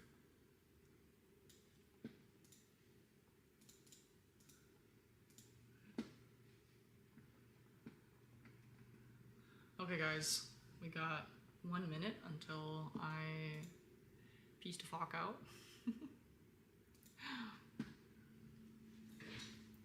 Because Suf also needs some therapy. Man, I've been going through this like shitty ass thing with my best friend lately and yeah, that's a lot, so. Gotta just rant it out. Well, not therapy today, but just talking to my therapist, I guess. We're all so friends at this point. Alright, boys and girls. It is 6:35. Before I leave, I want to say thank you so much for joining the stream and like chilling and hanging around, and big thanks to Uma. I don't know if you're still here, for trusting me to, you know, talk about your shit with me. And I hope this helped a lot of other people, a lot of you guys, to also be inclined to like talk about your problems in an open space. So yeah, I really enjoyed today. Thank you for coming by. Okie dokie. I'll see you guys probably tomorrow. Take care. Have a good day. Make sure you eat and stay hydrated. I'll probably eat dinner soon as well. So see you later.